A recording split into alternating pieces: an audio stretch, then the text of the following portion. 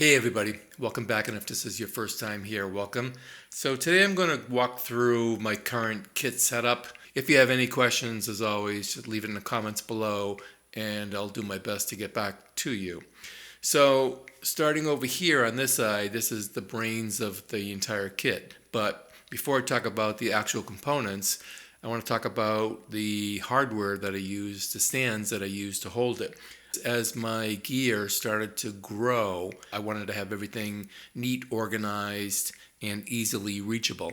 So what I did was I bought some individual components of Gibraltar racking, and using a pipe cutting tool, which you can get in any hardware store, Walmart, whatever. I cut it down to exactly the size I want. Now you can buy straight pipes or curved pipes. You can buy the T-legs. You can buy all of these pieces separate. I also love having the modules not connected to the drum rack, so no vibration goes over to it. Sitting over here, I've got the Roland new V71 module. I've now had this 9 months. Love it. And it's midi'd to my TD50X. Love it. I have an L12 mixer. I have my iPad, which I use for music and loops. And I also have, above the two modules, my laptop. It's a mid-level Windows 10 laptop. Serves my purpose. I only use it to run VSTs. I'm actually using a very old Ludwig snare basket stand, which works incredibly well to keep it at the angle in the position that I want. I have Superior Drummer 3 as well as Easy Drummer 3, and I have expansion packs for both. Again, I'd say look at my VST video, and I go into depth on how I set up and how I use my VSTs. Headphones of choice, I use Audio-Technica ATH-M50X. Love them. I have a Boss RC1 loop station, which I absolutely love. It's a lot of fun. I have that hooked up to my Nordrum 3P. I'm sitting on a Rock and Sock Lunar throne, which I have had for many years.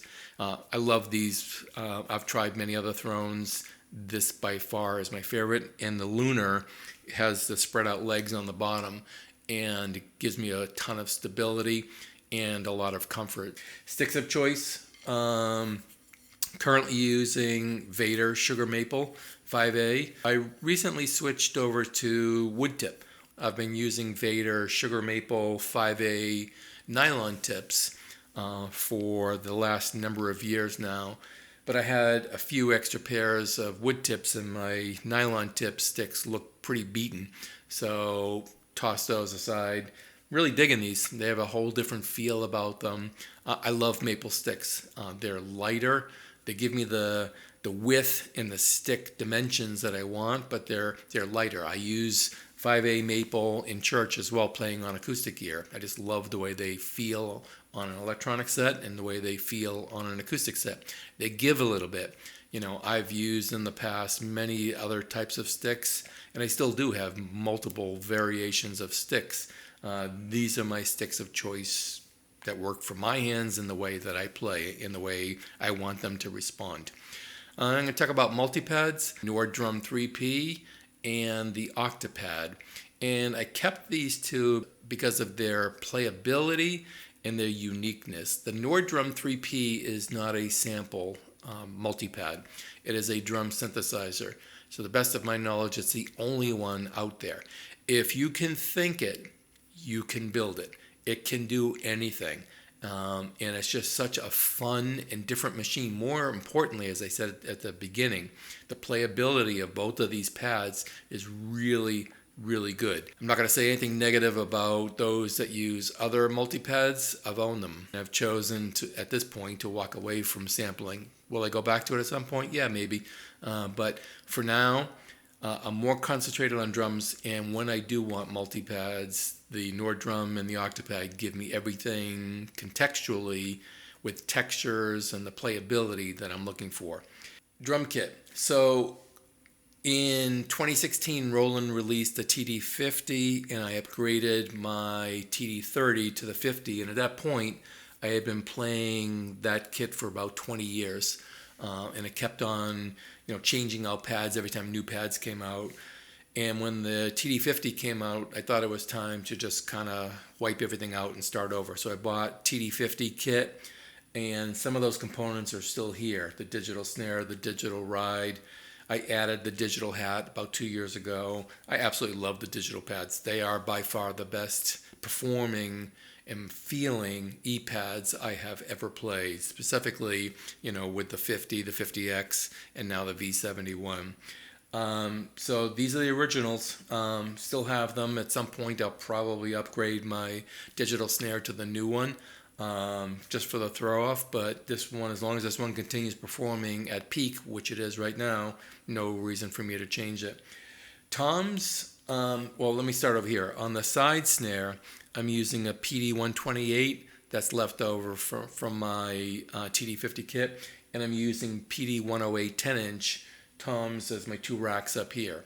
Those three, the 108s and the 128, those three will probably be swapped out for the new Roland 10 and 12-inch pads, only because after all these years, the center positioning of the trigger is giving me hot spotting, and I know I can go in and change the cone, and that will give me some improvement, but I want to get away from center mounted triggers and move to side mounts. My two floors I have switched over. I got the 14-inch VAD original 14-inch floor tom, which I absolutely love.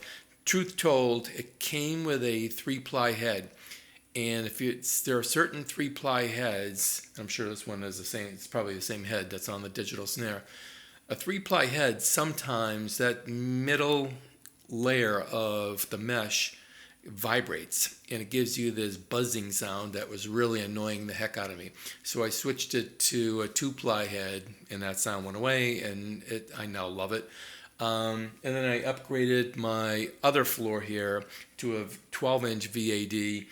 I have it on a Yamaha lightweight snare stand, and I have the stand all the way down. I didn't want to hang it from the rack. It's too much weight. Didn't want to put it on its own floor stand. More importantly, I like my floors to be on the floor. I don't really like suspended floor toms. I like to lean into them, and when I lay into them, I don't want them to move. So those are both on stands. Well, the 14 is on its own legs. My side snare is on a Gibraltar snare stand. This is their top of the line snare stand, so I love it. Positioning of it is really good. Gibraltar makes really good gear. The rest of my hardware, since I'm on hardware, I'm a DW fan. I have been since the 80s. Their gear has never let me down. I'm using right now a DW5000 two-legged hi-hat and a DW5000 accelerators. I have two of them. For my kick pads, I have a KD140. I'm going to talk about that in a second. And on the other one, this is a leftover from my second kit that I used to have, which was a hybrid kit, and it's a KD10, and I actually really like the feel of that. The cool thing is that with the two-leg hi-hat, I can shift the legs of the hat a little bit and then tuck the KD10 right up against it. So the leg of the hi-hat tends to hold the pad in place, and the two pedals come together. My second kick, and I've always liked my second kick whenever I've used two kicks. I like that pedal on the left of my hi-hat because I bring in my hi-hat tight. Just the way I play, the ergonomics of this kit is set up for me in the way I play. Interesting to note, both of my multipads are not connected to my rack. I do that because when I'm using VSTs, I don't want any crosstalk, so I want the multipads on their own floor stands. So I talked about the digital. I still have my CY15 as my main crash. CY14 is over there, and I have two CY5s. This one is always a splash. This one I just recently moved. I tucked it underneath my hat, and it's hanging over my snare. That's always a stacker. So I like to have those quick bursts of light sounds, And the way the positioning of the kit is, nothing is overhanging, so I don't have to do any weird reach. It's all of that like dealing cards type of thing playing this kit, left, right, etc. Going back to the KD140 kick drum, what I found is the kick beater was just making too much sound. I switched over to the tennis ball beater. I had to readjust sensitivity and threshold, but it feels so great because of the give. It's sort of like the maple sticks, if you will. There's some give to it, so it's not so rigid. And because of that, to me, it feels, the kick drum I'm talking about now with the tennis ball beater, it feels like an acoustic drum head, because when you put the beater into it, that head moves. And because I have my kick head tension pretty tightly because I want to protect the trigger, I don't want to be smashing into the trigger, so I tighten up the head. And because of that, the combination of that plus the tennis ball beater really gives me that feel that I'm looking for. So the high-end kit, you should be looking for the sounds, but the playability and the feel of it, you're trying to replicate. I'm trying to replicate an acoustic environment. That's the reason why I love playing electronic drums at home and really kind of don't miss acoustics. Sure, if I could have an acoustic set here in this home, I would do it in a heartbeat, but I can't. And this kit makes me totally satisfied. I play every day on this kit and I love it. So that's it. Hopefully this gear has inspired you or helps you on your journey. As always, as I said up front, if you have any questions, please don't hesitate to put it in the comments below. And I appreciate you watching. Have a great day. Thanks.